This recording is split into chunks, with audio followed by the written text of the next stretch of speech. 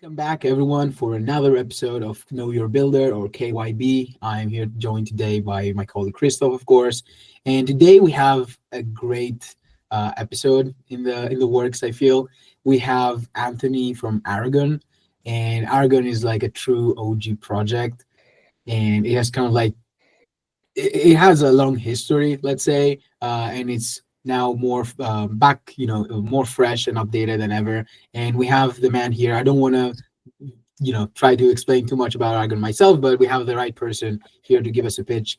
Anthony, please, let's start with a quick intro in who you are. Let's get everyone to meet you.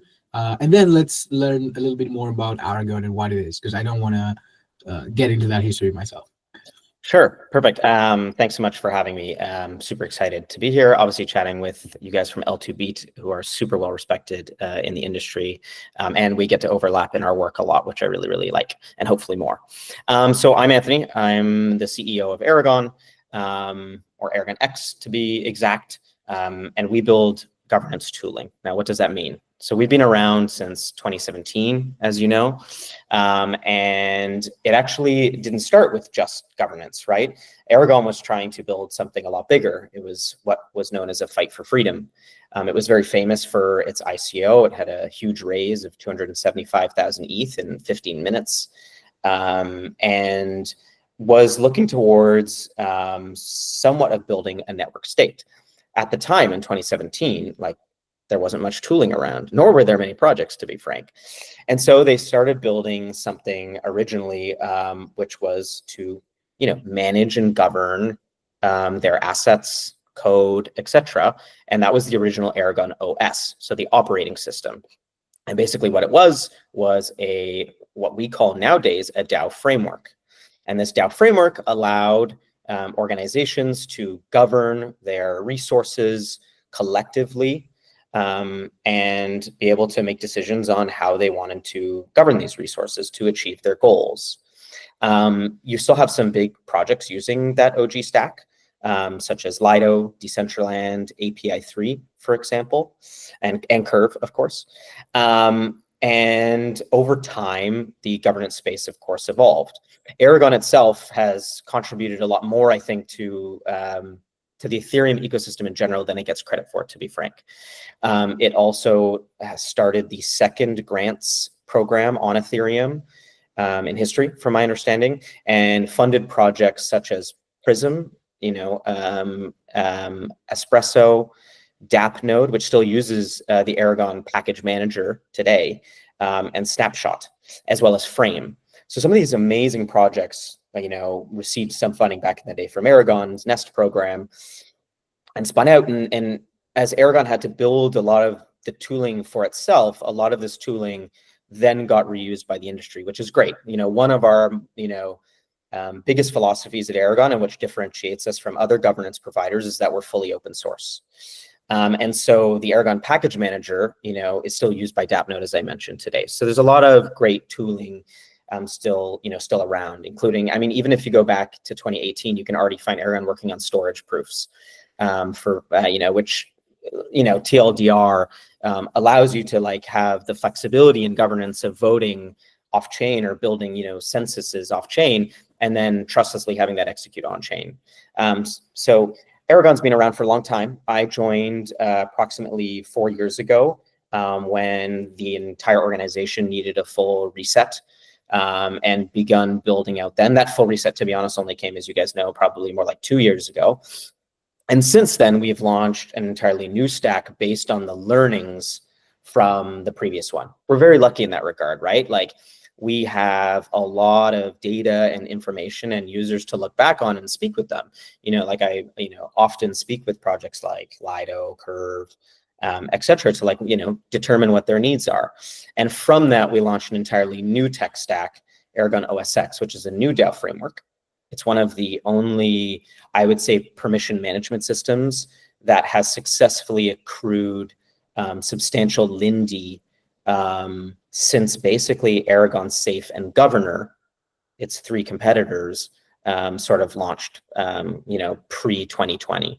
So we're super excited about that. And we have new users now. We have new philosophies, sort of a new vision, and we're driving the industry in a slightly different direction, but one that we think is a lot more pragmatic and a lot more supportive for builders, while also, protecting token holders. So I hope that's a decent overview. Yeah, I wanted to dig deeper into the second one, because from my bubble, the people I talk to are quite divided into two groups. One is people who know Aragon from 2017 and never heard about it after that, and the other who heard about Aragon recently due to recent deployments and never heard about the history. So while we cover the history, now tell us, what is the vision, what is the idea for Aragon right now? What is Aragon today, and why are you there? What are you planning to achieve?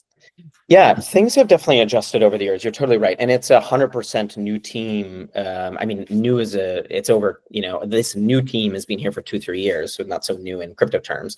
But you're right. So we envision a world where you can govern your assets using code as much as possible, meaning code is law, versus having to use a traditional methodology of what we dictate as force. Because in essence, law, if you don't abide by the law, requires force. So there's only a few ways to actually hold people and make decisions, right, and hold them accountable. And one of them is through force, and that's not the direction that we want to head in as not only as an industry, but as a global group of humans. If we can mitigate that as much as possible, that's better. And blockchain technology is the first time really where we have decisions that can be executed without trusted parties, and thus you don't need to force or hold somebody accountable to executing on a decision that's made through force. We can do that through code. And so that's what we, in essence, are doing. We envision this world. And so how do we do that? Well, we have to empower founders and organizations to be able to govern and manage their assets and their resources as effectively as possible. And I think that the word effective is the most important word that I personally have brought to this industry, particularly in the governance space. We all have been trying to determine and decide how to have organizations be, effective, but also be decentralized. And that's a very challenging thing to do. And we're trying to ensure that they can be effective and also still, hold some of these core values which are resilient, which lead to resiliency as much as possible. So that's our goal right now.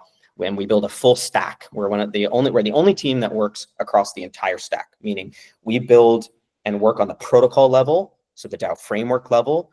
Aragon OSX is in 1.4 right now, right? Its competitor governor, which we can talk about later, is sort of to some degree sort of set in its ways and defined.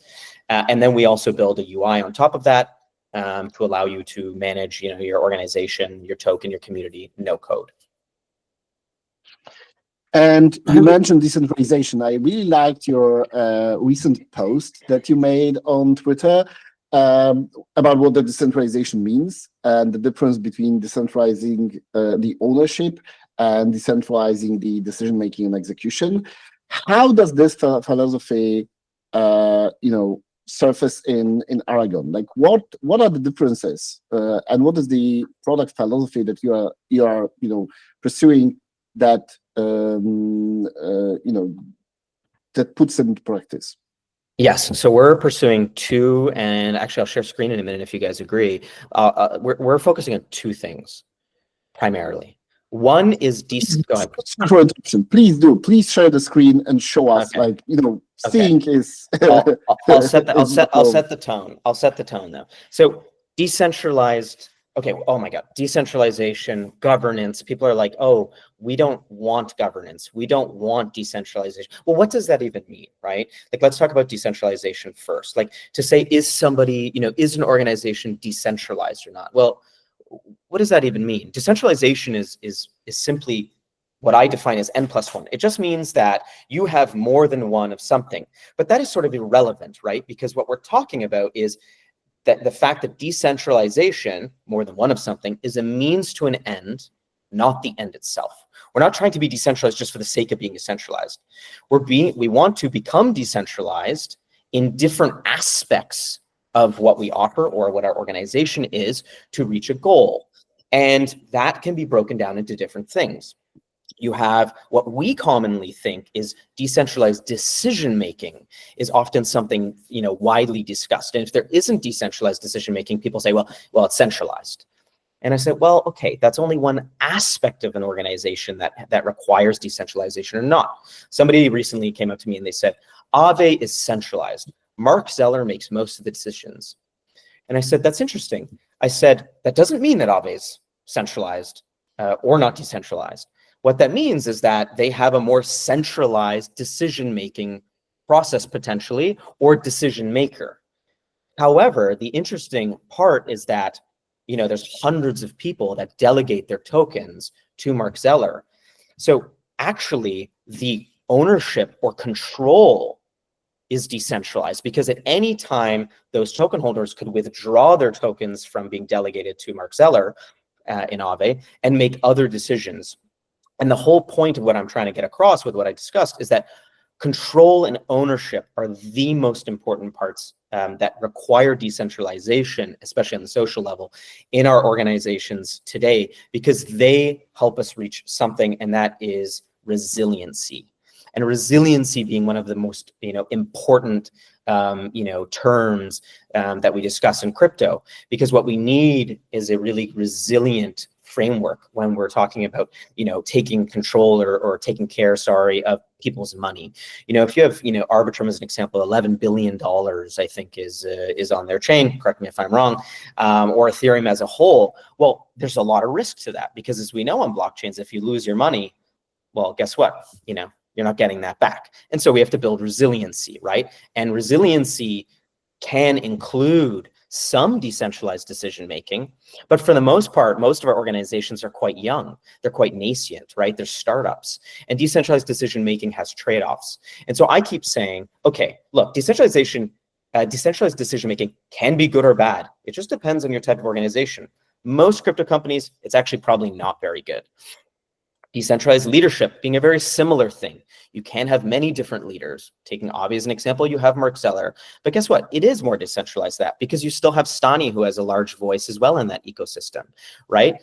So how decentralized you need to be? Well, guess what? That's just subjective. That just has to do with what you're trying to achieve as an organization. An organization like Lido needs to be extra resilient, right? It's built on Aragon. It has over $30 billion in TVL. It has to be extra resilient. That means they might be more decentralized in decision-making and leadership than other organizations, but what's most critical is that their ownership and the control of the protocol and or other resources is decentralized, and that's what we need to focus on. So before I jump into the product, any questions or any thoughts? Because you're both in this as well. I absolutely love this framing. This is something that I've been saying a lot myself as well. Like I'm pretty aligned with you on that front. Also, like if I can add to it, people usually tend to see corporates and like regular companies as those centralized bad things and bad dragons that we need to fight. And actually, like most of those people simply never worked with such companies and such corporates, because they internally they are pretty decentralized. They are, even the decision making is pretty decentralized and separated in those corporates. That's not what makes the difference. The difference is the ownership and the ability, not the necessity to make decisions via ownership. Simply, it's more effective due to tools that we have, because in traditional companies, in order to make any decisions, you need to have, shareholder gathering, which would make a decision. And here we have tools to make it more efficient, make it better, and make it, build more on top of it. And that's why I'm super happy to, see what you're cooking and what you have, for us. Yeah, and Absolutely. Sorry to interrupt. I'm just gonna say, like, firstly, like you have a I think like your explanation and setting the tone was really great. Like you have a nice way of articulating something that I've also been thinking about, and actually kind of like gave a similar speech at Governance Day in Bangkok. And also in regards to the article you wrote recently on that, I think something that I fully agree with. Firstly, is like decentralization is a spectrum, but also something very accurate. I think it was like almost like a quote that I can make is that decentralization is like beauty. It's lies with the beholder, right? So I kind of like agree that you could argue that any system is centralized or decentralized, but it is kind of subjective at the end of the day. 100%, 100%. That's what it was the line I put in there. Beauty is in the eyes of the beholder, and so is decentralization. To a investor, decentralization or centralization could look different than to a team member or a user, etc. So it's really important that we understand that, and that when you get into a conversation with somebody, as we all will get, have an argument on Twitter at some point, there's just like the realization that you're arguing against a brick wall at some point, because they have a completely different view on what decentralization means for them, right? And so, like, yeah, if you add team members or new leaders to your company, you are decentralizing in some aspect, whether that be decision making, whether that be thought, whether that be ideas, expertise, etc. So yes, I totally agree with you guys. And so decentralized ownership being more of a core component, I'll talk about why. So the blockchain is excellent for this, because we can have what we call binding on-chain execution. It means that people, you can objectively see who is in control. You can't, like, decision making and leadership, that is subjective, but on-chain control is more objective, right? How many wallet holders can perform X action without an intermediary interfering. You can know how many token holders, how many tokens, etc. So we can start to actually define what decentralization means through ownership and control, because that is on the blockchain and it's objective. And so that's why I'm saying it's so important. Now, how does that play into our products? Well, let's take a look. So everybody knows, right, that right now the typical DAO process, right, is X person actually goes into a forum first off chain, puts up a proposal per se, people can review it, whatnot. And then at some point, there's two options. Like, either there's like an off-chain vote, which truly to me means there's no control, right? Obviously, or there's an on-chain vote. And X person can put up a proposal, or X agent, and then everybody votes on it. And then there's either a trusted intermediary or not executing, right? Some DAOs like Arbitrum are on-chain, Lido, Aave, Maker are on-chain.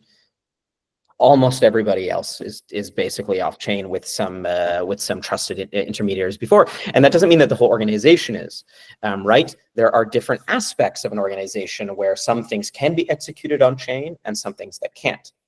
So let's talk about how this philosophy fits into the tech stack, right? So we rebuilt the protocol Aragon OS X from the ground up to be more modular than the previous Aragon version, which is more similar to Governor Bravo originally, or Open Zeppelin Governor, as many is used today, right? And those tools allow you to do X action under X circumstance, right? It's quite simple, actually. So why we built the new protocol was to make it more modular so that you could have several different attributes. One attribute is that you can have different stakeholders make governing different permissions or different proposal types, as I put them, all in one DAO. The way to do this on Governor right now, or on our competitor stacks, is they have to relaunch a new governor each time. And so you start to get DAOs, well, but they're multiple DAOs in actuality. So they're launching multiple governors, and then they build a UI around it that allows you to, so it tries to obfuscate that away for the user, right? But you start to increase the risk with this. You start to have multiple deployments, all with different types of code that all have to work together. And so when you want to make upgrades, changes, etc., not only is this often very difficult, it's a lot higher risk, it's more expensive, and it takes more time. Aragon OS X, the protocol, is modular. And so you have your core protocol with your vault, with your permission manager, etc. here. And then you have these plugins. And these plugins don't even have to be token voted relating, to be honest, right? Like, this is the permission manager.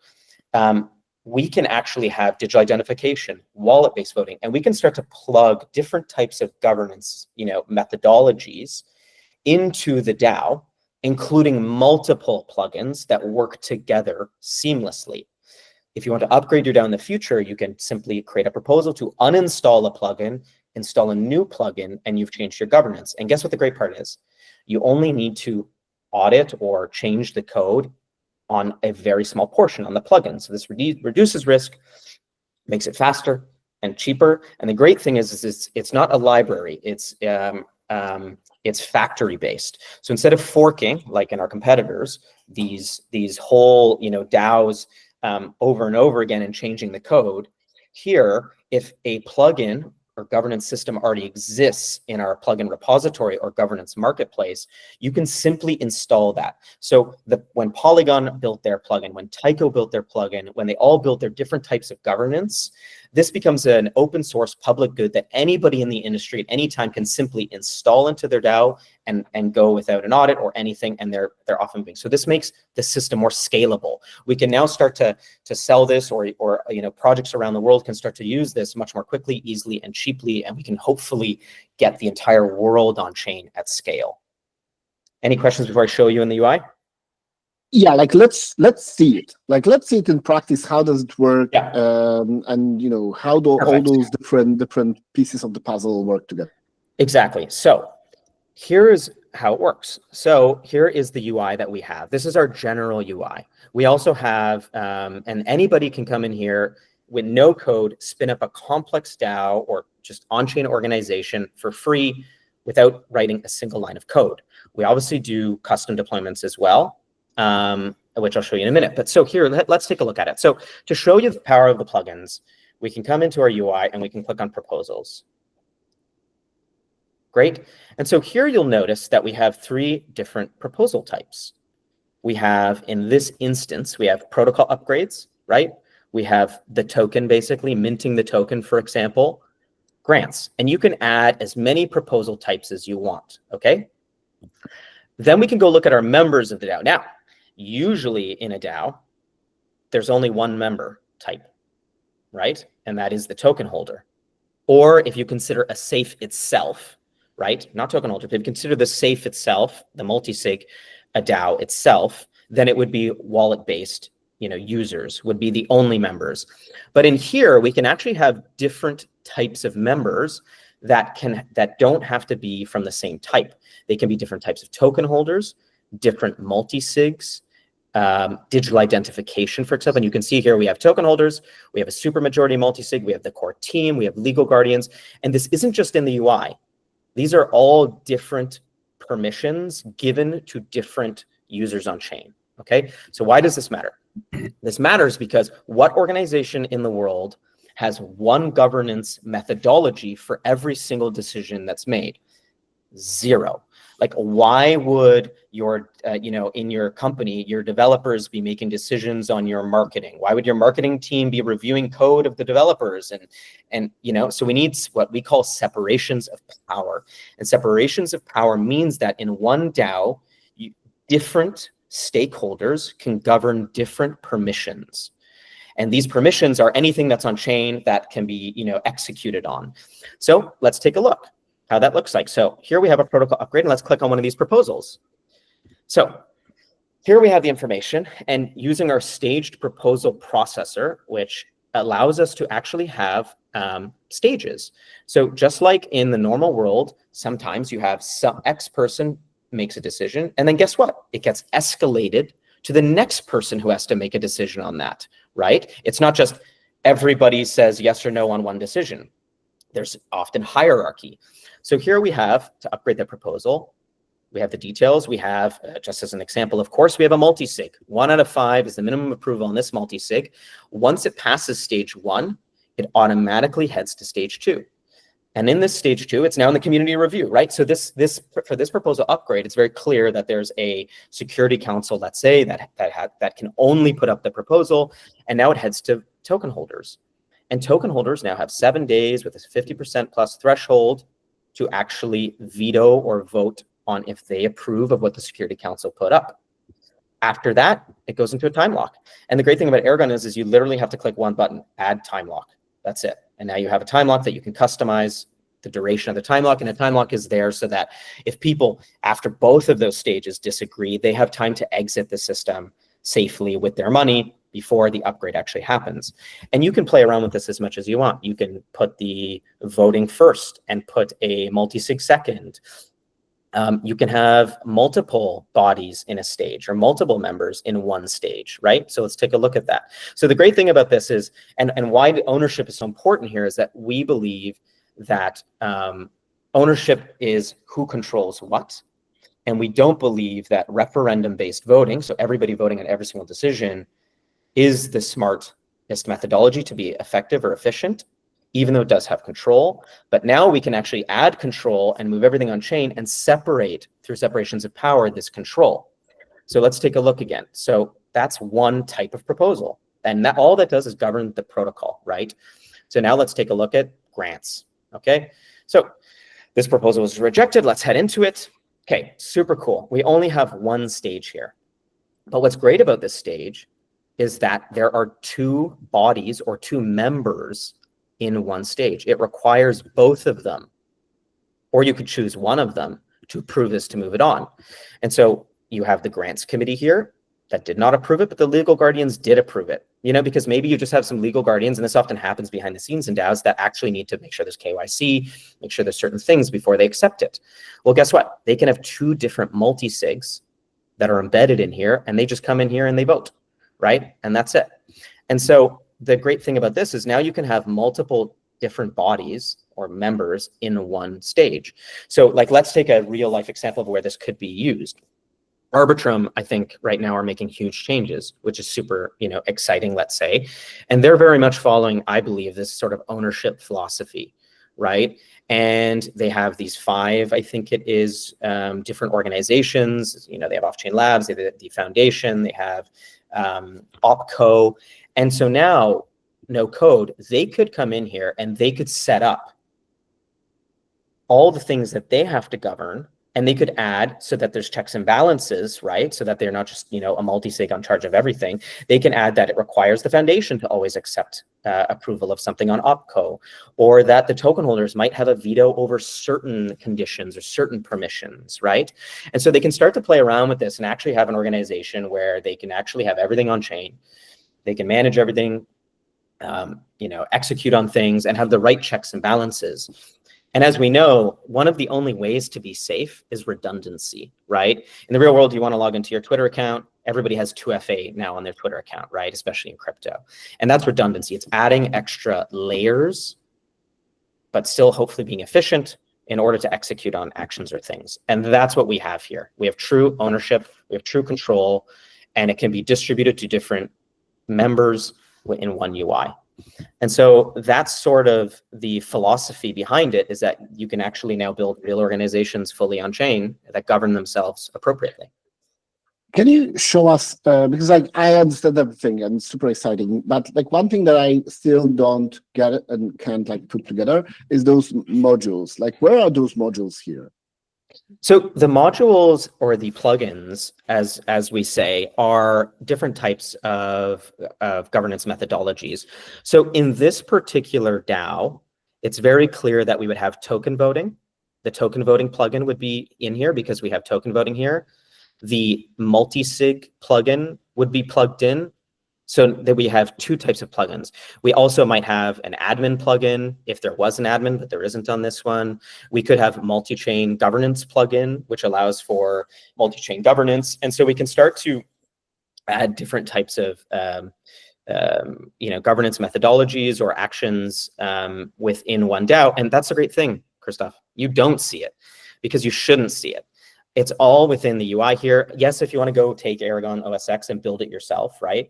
You can go do that, of course, right? And you can go and actually design everything yourself, build your own UI. We have a whole UI kit, app template, all open source, but we're building this front end. And the whole point is to abstract that away from the user. Awesome. Sorry, And I have a question. Like, the DAO itself, in any of those DAOs, would be responsible, or they would be the ones like changing those plugins. I assume through a vote, right? Well, here's the amazing thing. You choose. That's what's great. You direct the permission or who controls what to who you want to. So in this DAO, for example, you could have the changing of, yes, the actual like DAO, like adding a new plugin or taking away a plugin. You could leave that, you could have your own governance process for that. So it could just say like, you know, settings, or could say plugins, or could say DAO. And then you could have only token holders, or it could be a multi-sig, or it could be both. You get to decide it. It's just another permission that requires somebody to control, and you define who you want to control it and how. Okay, you took the concept of modularity and just run with it. It's the only way. I mean, we've been around for a long time, and we knew that this was the major pain point. And you can see that in the industry. Like basically, governance in our industry has followed developers building standards, not governance experts or founders of projects defining needs for developers to build those standards. So we were given, you know, originally a mini-me token on Aragon, and people could just vote without delegation. Then there was ERC20 votes came around, that was created. Okay, great, now we can delegate. But all that meant, and then governor was given, and great, that all that meant that we could do is that we could vote on all together on one thing and it execute or not. And there's no other design space possible. Mm-hmm. And I'm just curious, like in this system, where does the token plug into it? Because like a lot of things depend, if I understood correctly, on the token design itself, like whether the token supports some stuff or not. How do you connect with different token designs? So the token itself, we accept an ERC20 votes token, similar to that of Governor and the two projects that build on top of Governor, which is Tally and Agora. And so we're all on the same token standard. To be completely frank with you, it's a pretty bad token standard. I think we all agree on that. It's heavy, it has high gas costs, and that's why a lot of projects opt out of it, sometimes accidentally, sometimes not accidentally. And so we play within the confines of that. And how that plugs into our system is if you have an ERC20 vote standard token, you have two options. When you launch your DAO, all you do is you click import token, and you can import your token. So what's really cool here is, let me open up again, is you could simply, so let's say you're an ERC20 votes DAO. All you have to do is come in here, you click on, you know, create new DAO. Oops. Create DAO. It's 2 steps, connect. You know, it's very quick. MetaMask, it'll already launch. Sure. Okay. You probably can't see it. Yeah, okay, you can see it now. So, and you would, sorry, I need to change my MetaMask to Sepolia.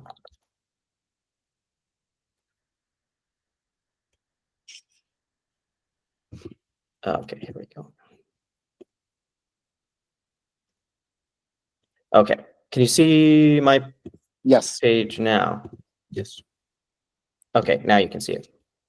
Okay, so you would come in here and you would click Create DAO. It's like very simple. So here's the main page. Here are some of the DAOs built on Aragon, Polygon, Lido, Tycho, Puffer, right? You would create DAO. We recommend testing with Sepolia, of course. DAO name, L2 beat loves Aragon, DAO. What? Now people are going to be like, oh my God. Publish DAO.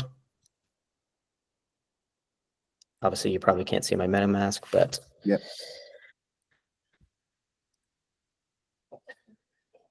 And that's how fast it is to create a DAO. It literally takes, I don't know how fast that was, 30 seconds.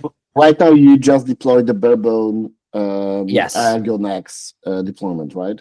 Yes. So this is a barebone deployment. So it took 30 seconds. You don't need to go code anything. You can do it yourself. Like L2B can now start a business of actually just building DAOs for people, like if you want. It's that easy. And you have your DAO, and you can start to add governance. So we changed it up recently. You used to have to do a lot of this beforehand and then deploy the DAO. Now you deploy the DAO in a couple seconds, and then you start to customize things. So you go to like add governance, And now you can start adding in the actual proposal types or the permissions that it will govern. So I'll choose a process name. So let's protocol upgrade. We always find that interesting, right? We can put in L2 IP, L2 beat improvement proposal description. Great. It doesn't like the Maybe yeah. There we go. You can add resources. Okay, now we get to something that's really interesting, right? And this is where the plugins start to play, right? So you can create a basic proposal. This is our basic flow. So like token holders vote on X, multi-sig votes on X. That's it, right? Or we can go to advanced, right? And if we go to advanced, now take a look. So now we can choose a normal proposal, optimistic proposal type, or time lock, right? So this is the stage. We're talking about the stage now. This is going to be stage 1. So advanced. So we're going to call it stage 1, and we're going to say it's the Security Council, right? And we don't want it to be normal. We're actually going to go, actually, this one we do want to be normal because it's a multi-sig, right? We'll say the voting period is, like 3 days. You can early stage advanced, stage expiration, and you can add a body now. So now you can have you can add whoever is going to be in there. And so now look, so here are your plugins. You have your multi-sig plugin, your token voting, your external address. Okay, so this is a really cool feature that we actually haven't announced yet. Okay, but I'll give you the breakdown, this external address feature. Okay, so haven't announced this yet. It came out a couple days ago. We're gonna make the announcement in a few weeks. You can now add any governor or safe into the proposal flow process as a body. So now we can have, great, you can stick an Open Zeppelin governor DAO in as the veto or as the proposal creator. You can add in a safe, and you can say, I don't want to do it in the Aragon UI. It doesn't, to me, I still think you should, but you can go do it from your safe and go into the Aragon UI from your safe and do it. So we can add external addresses, EOAs, anything. It doesn't have to be an Aragon multi-sig or token-based voting DAO. So you can add anything, right? So This anyways. is super interesting. Yeah. But like, I'm mindful of time, so I'd like to go forward. Sure. Let's go forward. So that's the basic premise, though. This is super interesting, and a lot of things that you've built. And my question right now is, what are you like? Where are you going to take it from now? Because like you build it, as I understand it, it's open source. Yep. So like I can use it myself without interacting with you. What's next for Aragon? Like, how are you going to make money out of it? What are you going to build next? Like, where are you taking it from yeah. So from that perspective, we feel like we have a pretty good base, and we have a lot of work to do, but a pretty good base for what I'm defining not as just DAOs, by the way, as on-chain organizations. I find on-chain organizations is a big bubble. It's like this. Every organization that governs itself on-chain. And the DAOs are a much smaller subsect where there's, they're autonomous. There's no like trusted parties added into it, let's say. But okay, zoom out. So on-chain organizations should be able to use this really easily. Like you guys should be able to literally just go and launch DAOs for some of the L2s that are out there and need governance support, and you don't even have to speak to us if you don't want to, or you can, of course. So we feel like we have a good grasp on that, right? But the next thing is, for us, the most important thing is incentive alignment. There's still a huge mismatch in our industry between incentives, and you see me railing about this a lot, right? And I've yelled at delegates before, I've yelled at so many people before, because the incentives are totally screwed up. Incentives are for founders to launch things and often exit early. Token holders are often left in the dust. The wrong people are in the room to make the wrong decisions. So we have launched something called our token value accrual kit. So we're focused now on, as well as what I just showed you, but we're also focused on driving value to the token. And I can explain how this works. So I'll share my screen. Please do. Yeah. So we know there's a disconnect, right, between foundations, organizations, protocols, and tokens. Tokens often govern, right, and are in control of protocols, right, or they should be. And they have to thus be valuable for people to want to hold in order to participate, to actually defend and secure these things. What we've seen is if there's no value driven to the token of any kind, well, there's no reason to hold the token. So what happens? What you see if you go on CoinGecko, every project's token goes down in between 90 and 99.9%. And what happens is then the security of the protocol starts to degrade or go down over time, as well as, of course, making good decisions, because who's going to make the best decisions? The people who are incentivized to make good decisions together. And so we launched the first ever token value accrual kit. Obviously, we have a lot of experience with this. Curve built the first VE gauge system on Aragon in 2020. Aerodrome has carried that on, I would say, in popularity as well.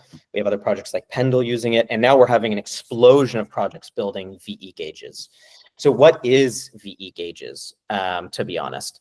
So VE gauges are basically a value accrual kit where you have a vote escrow locker. Some people call it a staker, but that doesn't make sense unless you can be slashed. Please don't call something staking unless it can be slashed. It's just wrong. So we call it a VE locker. If it can be slashed, we could change the name. This means it's a vote escrow locker. This means that token holders are incentivized to lock their tokens for X period of time. With our new value accrual kit, you can choose the warm-up period before a token holder who locks can actually participate in governance.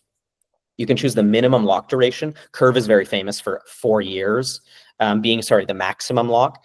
For ours, you can choose a cooldown period for safety. You can choose an exit tax, and you can define all these things to try and create a system that has long-term incentive alignment, where people are actually putting their money, their skin in the game, saying, I'm locking this for X period of time. I'm here for the long term. And then what we need to do is we need to drive them to make decisions, because guess what? The people who are the most long-term aligned are more often than not going to at least try to make long-term decisions that are beneficial for them. And the more you have of them, the more these people try and do this together. And of course, there's always edge cases. There's we can go back and forth, but that just typically stands quite well, right? And gauges just are like pipes that allow you to send or do X action how you want it. So if I show you what we built for Mode, you'll be able to see how they do this. So somebody can come in here and they can lock Mode token. What's really cool is it doesn't have to be one token. It can be multiple tokens. So we actually allow you to lock a BPT token as well, a 80-20 balancer pool token, so that we can actually have liquidity. And you could add different or more tokens as you want. So people lock in their token for X amount of time. It could be for Puffer, it's a month, let's say. For Mode, I think it might be a week, right? They do that, and then they get to vote. Right? And so now they get to choose where to direct incentives.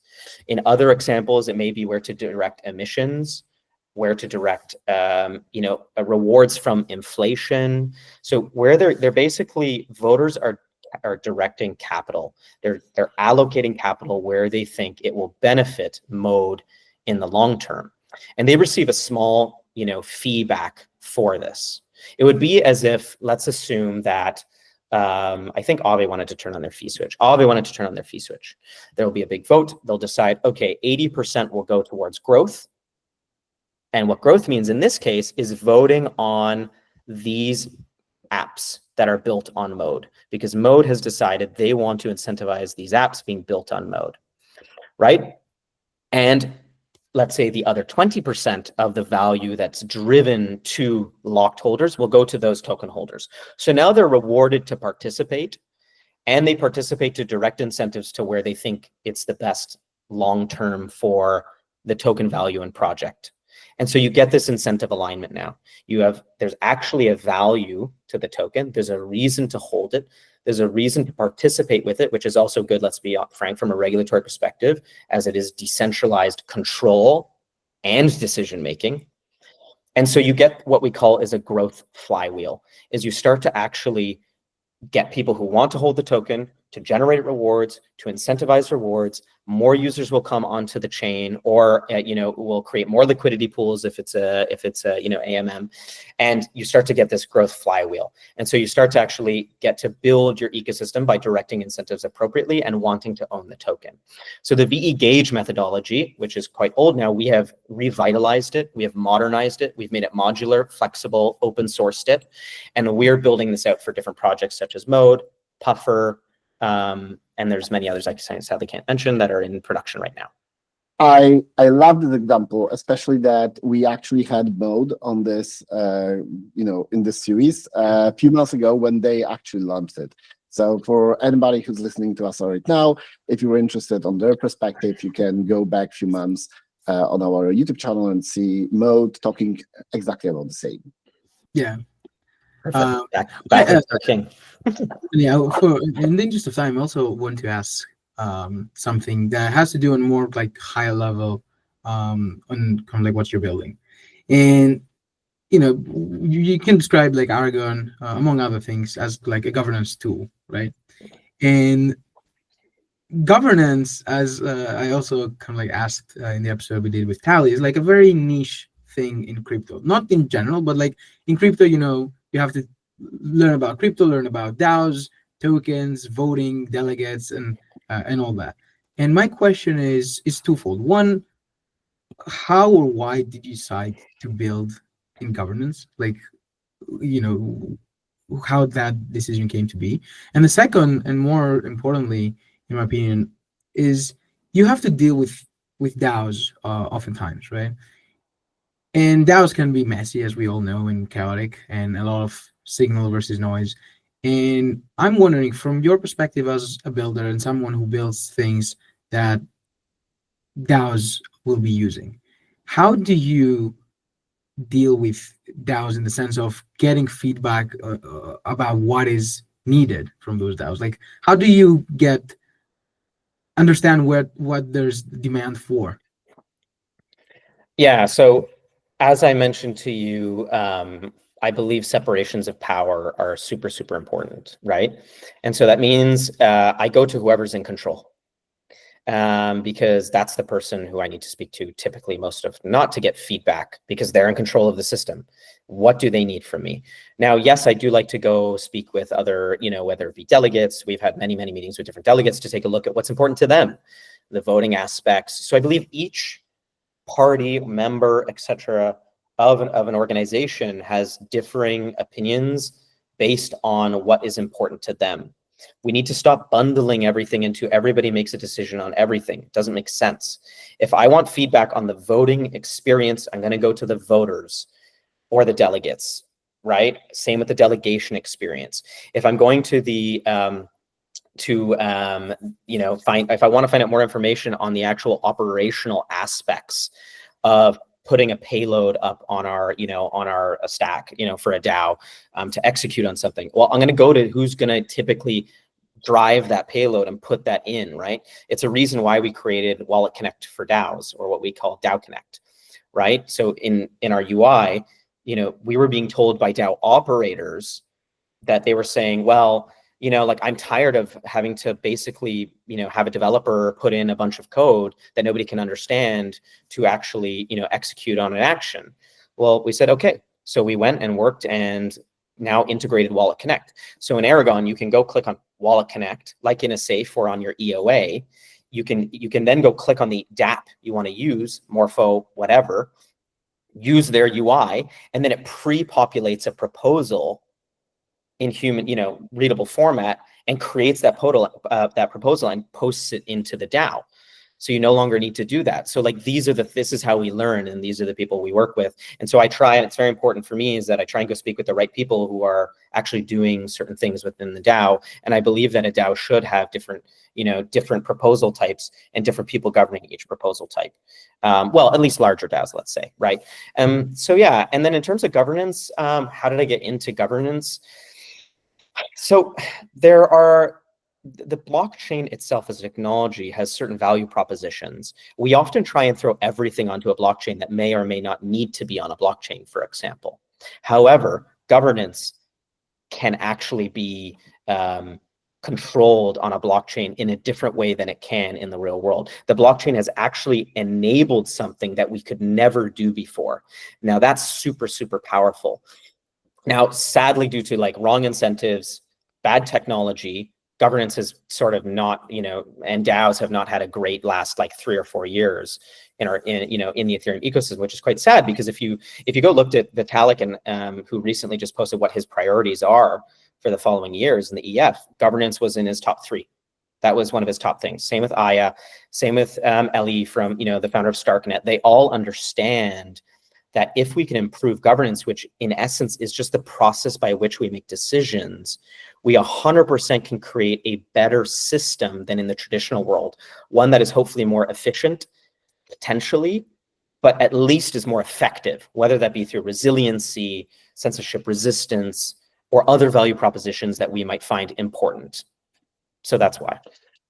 I love this idea of having governance used not for the sake of governance, but for actually managing organizations, so that if and I believe that there is a lot of potential there, that even in traditional organizations with traditional hierarchical structures, this could be used to streamline and make process more effective. Even day-by-day decisions for transparency and for efficiency. Having those tools, like this is something that we simply don't have in traditional world. Like in traditional world, trying to do such tools like usually ends with some kind of like Jira or Excel sheets or stuff like that, where people leave comments and it's like chaotic. But here we can do exactly that. We can actually create a decision-making process which is built for decision making. Absolutely. Before we finish, because we are at the top of the hour, I would like to ask you some. But by the way, it was great discussion. We didn't ask like 80% of our questions, but it was great. But there is one question that I need to ask. I would like to ask your perspective as a builder. What are your struggles building in Web3 with those different DAOs, with those different ecosystems?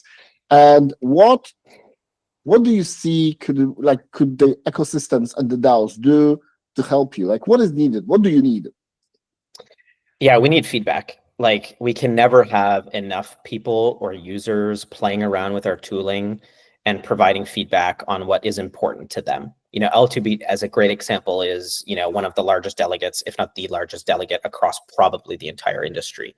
You hold a lot of power, right? Getting your feedback is a great example. And you asked this in Arbitrum as well. And I said, Arbitrum is the only chain that hasn't actually met with us and sat down and looked at what we're building and like tried to like play around with it and determine it and provide support. And it doesn't have to be a grant, right? It can just be sending users over to test it out and learn from that. And I think that's what we need. We need users, we need people coming on, we need them, playing around with the technology, seeing where it can fit in different organizations or different DAOs, or even into other real world use cases where they're trying to move on to a blockchain.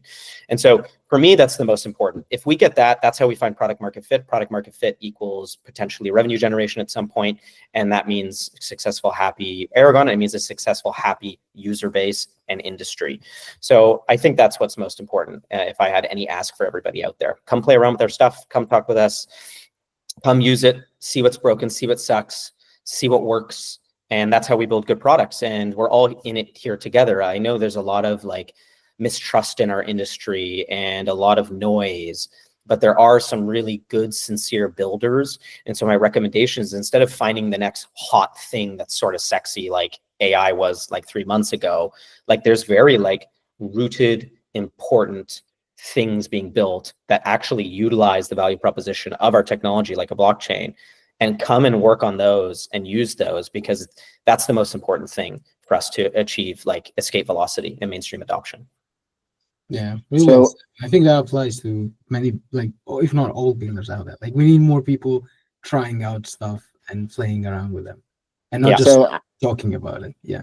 I hope that this episode will encourage a lot of people to play with it. So if I understand correctly, if somebody wants to play with Aragon, they can go to Aragon website and just try it out, right? app.aragon.org, you can already launch a very, complex DAO that would cost you millions of dollars using any other stack where they would have to rebuild everything from scratch. You can do that basically for free right now. If you want to drive value to your token to create a growth flywheel, that's all open source. You can take it or come work with us. We do charge for like custom deployment and advisory support on token value accrual work. And we're happy to work with anybody to actually create a token that has value. Awesome. So I hope that this episode encourages people to play with it and test it out, and we'll drive feedback back to you. On the other hand, like I have some ideas, so maybe we can at some point discuss like what could be done to actually incentivize people to do more of it. Like I think that more experimentation with on-chain governance, as in not necessarily like huge DAOs, but simply managing organizations, managing collectives, managing even working groups, like work streams via on-chain and on-chain mechanisms. Like this is something that has a huge potential. So I will think about it, and I will probably come back with some ideas to you of what can we do together. Love it. Anytime. Perfect. Well, we are at the top of the hour, so I think we can wrap it up. Obviously, as Christoph mentioned earlier, we could be sitting here discussing for probably 2 or 3 more hours. We still have a lot of questions, but for the sake of keeping it short, hopefully we can come back to the conversation sometime in the future and see the developments made there. So yeah, Anthony, thank you so much for your time and for being here, for walking us through Aragon and explaining us both on a high level what you think, and also showing us practically how Aragon works and looks like. Thank you so much, and thanks everyone for listening. Thank you. Cheers. Thank you.